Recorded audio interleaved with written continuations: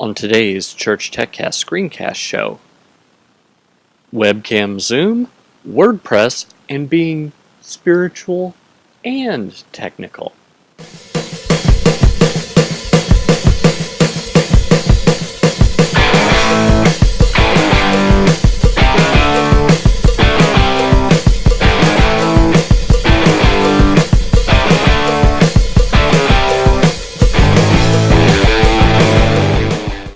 Hi everyone, and welcome again to another episode of the ChurchTechCast.com screencast. I think I said screencast show earlier. I meant the Q&A show. I've got too many shows with similar names, so I'm going to have to fix that, I suppose, but that's okay. I would love for you to join the conversation. This show is all about me answering your questions. I've been doing this for 13 or 14 years now. And I've just gotten a lot of experience. It's not that I'm special or know everything there is to know. It's just that I've got some experience that other people don't have. So I'd love for you to ask me some questions. So head on over to trinitydigitalmedia.com/contact and you can leave a message there, or you'll find that at that location you find all my contact information, like my email address, which is paul@trinitydigitalmedia.com, or my phone number, 1-877-POD-ECHO, 1-877-763-3246, or my Twitter handle, Paul Allen Cliff, PaulAlanClif. Any of those are great ways to get in contact with me, and I just love to talk to you, love to answer your questions on this show. So, one other thing I want to talk about is that this show and the other Church TechCast shows are supported by viewers like you. Thanks for your support. Head on over to patreon.com/PaulAllenCliff and support the show for as little as $1 a month. But if you're so inclined, I have some nice gifts for those that want to give more than $1 a month. So head over and see if you can just help make this possible. It doesn't take a whole lot of money to really make a big difference in what it takes to put these shows on. So let's get into the questions, because I've got a slew of them. As you might know, the last week I was otherwise occupied with some freelance work, and so this week I've got a little bit of a backlog of questions that I'd like to answer. So let's start off with questions from the Church Tech Leaders group. First off, Dominic Vigliotti asks, who builds your ProPresenter content? Wondering, in your church, who builds your ProPresenter? Lyrics, sermon points, backgrounds, announcement video, etc. Who puts it all together and builds it for weekend services, tech director or creative director? In our case, it's both and neither. So we have a group that is in charge of making sure all the repeats and everything and all the spellings, formatting of songs is correct, and same for sermon notes. And they generally put it together-ish. But when it comes to backgrounds and videos, typically that's done by the video team, either the video director or whoever is on the switcher that weekend, someone like that who handles the artistic look of it. So I think I would say someone should handle content and another should handle design, because a lot of times there's not good overlap in individuals that can do both. Some people can, but I think it's good to have multiple eyes on lyrics and sermon notes from a grammatical standpoint. I think it's also possible that you could get someone who gets a little my way or the highway about it, so be careful about that, because you don't want to encourage that, especially if they're not right. That could be really bad. So take a look at that as an option. Bo Brotherton asks under the heading, Getting Fed Spiritually with Headsets On. If you've read my third book, you'll know that that's already a trigger for me. But we'll get talking. Okay, so this topic is not tech at all. It kind of is, actually. I've been the media director at our church for the last 3 years, and the week-to-week grind is beginning to get to me.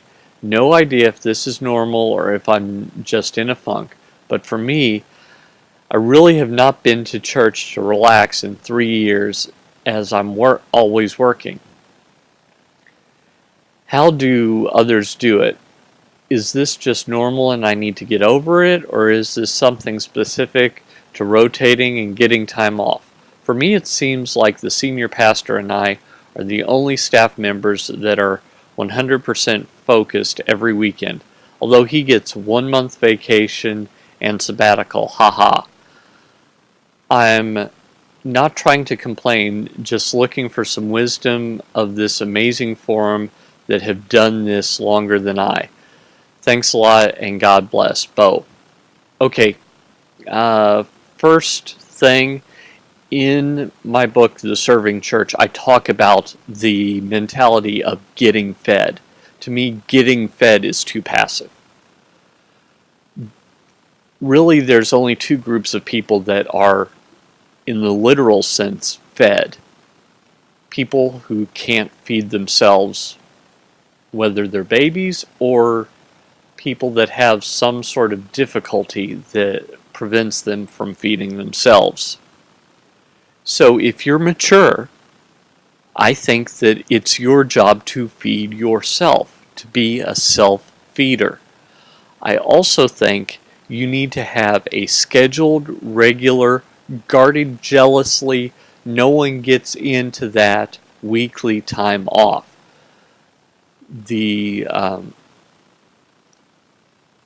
See, we get a little confused. I've got a little bit of seminary coming out, okay? We get a little confused and we think that the Lord's Day, which is Sunday, which Christians celebrate because that's when Jesus rose from the dead, is the Sabbath day. It's not. The Sabbath day is Saturday.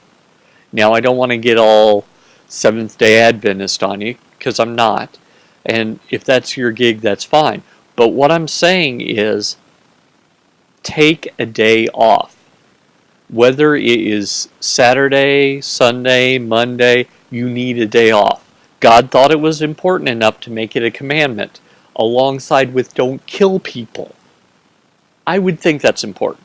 Don't steal, don't kill people, don't covet, don't, etc., etc., and take a day off once a week. Seems like he thought it was pretty important to put it in that list. So, I think that it's just super important and you need time off. And if your church won't give you any time off, that's a problem. If the senior pastor has a month of vacation and you're not taking any vacation, that's not right. I think probably what you need to do is you need to take a day off every week. Not well, I kind of work. No, completely off. A day off every week. You need to take a week off every year, and every few years, maybe 5 years, you need to take a longer time off. Maybe like a month-long sabbatical. I really think that you need to recharge in that way. And when you go to conferences, don't go there to work, go there to recharge. So you can view it as, okay, what am I going to buy for work? I get that. But also see what God has for you at conferences. I think that can help. Okay, headed over to Google Plus. I believe these are all the church tech community over there. Darren Schwartzendruber asks, so I've been playing with YouTube Live to stream our Sunday and Wednesday services. I like everything with one major exception. If you've heard me before, you know what's coming. YouTube's Content ID system keeps flagging us for streaming copyrighted material. Last night they even killed our stream. We've returned back to sermon.net, but who we've been using for years. Anyone else have similar experience? Okay, Darren is the first person I've heard to have his stream killed in the stream. But every week there are churches I've talked to all over the country and some in Canada who have the appropriate licenses, have the specific written permission, and Content ID still flags them. So I think that YouTube has this customer service problem. Google's trying to save all kinds of money in customer service, and this makes it a non-starter. I mean, you could theoretically see that if they streamed the Super Bowl, when they do the halftime show, it would be flagged, even though the artists and record companies love that they're on the stream. So this could absolutely be a problem. Hopefully this will get fixed soon, but this is why YouTube isn't yet the choice. Jordan Gilman asks, are any of you folk running your church's website on WordPress? I'd love to know what things you find difficult about setting up and running a WordPress site from a church perspective. WordPress seems to work great. Every church that I've put on it seems to love it. Once you get the design set up and the appropriate plugins for them, they're great. So I think I would say go for WordPress. Now, Joomla, Drupal, there are some other content management systems that are more flexible, but WordPress seems to strike a great balance between flexibility and usability. And when it comes to the church where you're going to have people that perhaps aren't as technical, just knowing you can send them to a link, they can write a post, and then do it without even touching the design, that makes me feel really good. So I think that's what I would recommend. Now this next question is one that I don't exactly have an answer to, so I thought that I'd throw it out to you guys and see if anyone has an answer to it. And I'll tell you what almost was the answer, but not quite. So Daniel Mandrick has a ProPresenter question. Is it possible to send set ProPresenter to output audio to a secondary sound card in order to leave the original sound card as a Wirecast audio preview? I'm using the computer to do both Wirecast and ProPresenter for our stream and need to be able to monitor the audio coming from Wirecast while being able to play a video from ProPresenter without getting feedback. Mac Pro with ProPresenter 5.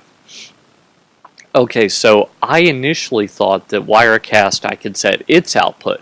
So kind of opposite, but the result is the same. But turns out you can't. So with that in mind, we did some digging, and there's some software that Rogue Amoeba used to make that was perfect for this. Basically, you could, on a program by program or app by app basis in your computer in a Mac, because that's what he uses. Said he was using a Mac Pro. You can set it to say, hey, send the audio out to this sound device, send the audio from this thing to this sound device, and it looks like it would have worked perfectly for what he was asking. Except they quit making it, and it's only available for PowerPC, and Wirecast and ProPresenter 5 are not. So that's a bit of a problem, isn't it? So there's another piece of software that I've installed. I haven't tested it out yet, but it looks like that's going to be just pure volume level, not output device. So if you know anything that will do this, I have the hardware. I'm like pointing over here at my MacBook Pro. I have the hardware to do this. I have a Griffin mic and I have the built-in sound card. Right now you're watching me on Wirecast. If you watch the screencast show, which I do on Tuesdays, you'll know that I have ProPresenter, so I can test it all out, but I haven't found the solution exactly. So, yeah, not quite right. So if you have any ideas, feel free to drop me a line, paul@trinitydigitalmedia.com, or head on over to trinitydigitalmedia.com/contact. Leave it there, or just put it down in the comments below this video if you're watching the video. By the way, you can subscribe to this as a podcast as well, so head on over to trinitydigitalmedia.com and you can do that. Okay, over on churchmedia.net, Bro Chris asks, webcam with decent zoom. We're a small church with a small budget. We'd like to start to stream video of our services live. We've been streaming audio only for about a year. I've tried several cheap webcams, even one that said it had a 10x optical zoom, but none of them have zoomed onto the pulpit close enough from the back of the sanctuary, about 30 feet from the pulpit. I can't justify spending more than about $50 at this point. Do you know of a webcam for less than that has a decent optical zoom? Thanks. Okay, I don't think you're going to find one. I'm not totally convinced they make one with a decent optical zoom. So right now, my webcam that I'm talking into, you're looking at a Logitech. It's 3 feet from my face. Now imagine if I had more zoom than what you're seeing. You would see my nose hairs. I mean, it would just be crazy. So this is the distance these things are designed to work at. And so they're meant to be a little wide-ish. In fact, if I put my hands up, you'll notice that my hands are huge compared to the rest of me. That, one of the guys I listen to calls that the Hulk hands effect. That's because a webcam has a very wide angle lens in a very small spot, so there's some distortion. It's almost a little fisheye-ish. Not too much, so you don't notice it, but as you have things at different distances, it becomes more clear that that's exactly what's going on. So I don't think you're going to find that with a webcam. Someone suggested an SD cam. That might be a good solution. Look for a used one on Amazon and take that into your computer with FireWire. I think you're going to have a better result, and you're definitely going to have a 1/4-20 connection on the bottom that you can put onto a tripod and get a much better stabilization than just sticking a webcam on the top of the tech booth or something like that. So I think that's a better way to go if you're going to do this SD. And if you do it 640 by 360 like I am, a lot of people will just assume it's HD. It's a bad assumption, but it's at least a good interim step. Okay, Mike SQ says, will a scalar make my switcher seamless? At first I thought, no. But if you read the question, you can see what he's getting at. I have an Extron System 7 SC video switcher. From the VGA output, it goes into a Hitachi CPX455 XGA projector. Sources for the 7SC are 2 computers, a component DVD player, and a component 1080i video camera. The Hitachi projector negotiates the source change as well.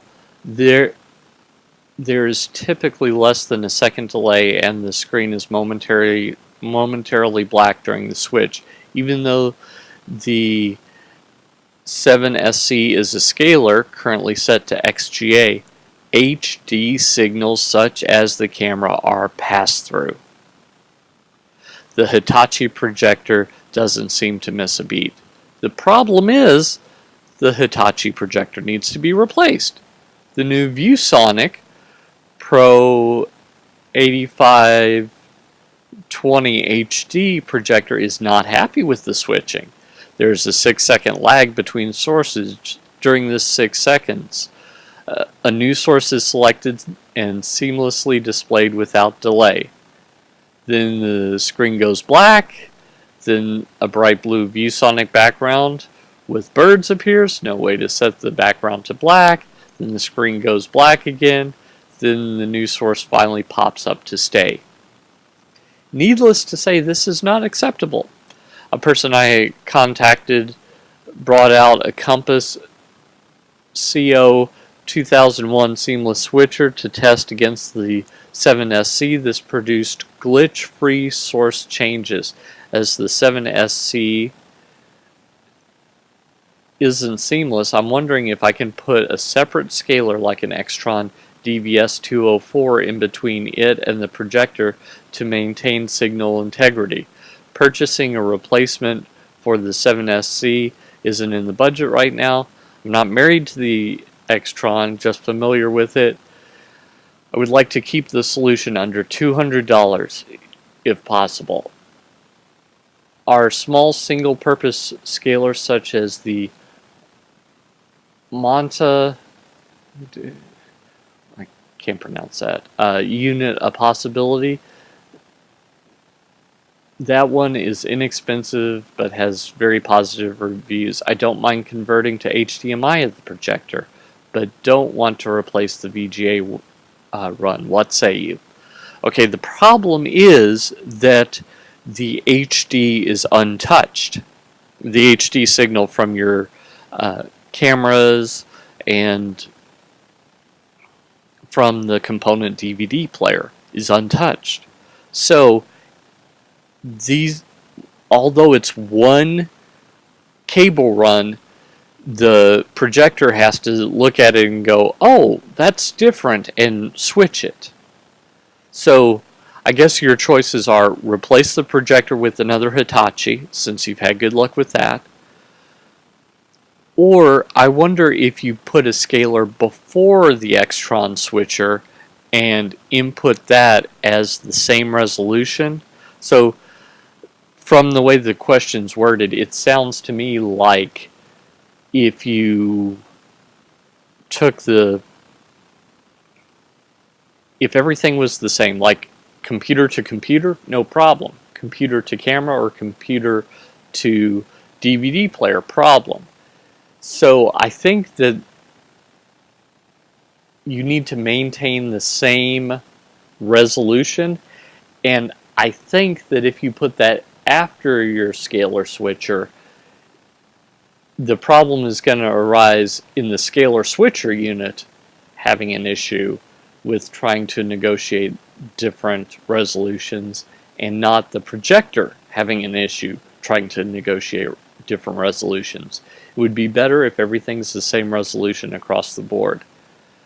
So either switch the projector or try a scalar before the switcher and see if that does it. You might run into some issues with latency, and so that's what I'm a little concerned about. If you didn't have so many, and we can't do this, and we can't do that, and we can't spend more than $200, there are other solutions, but that really doesn't help you.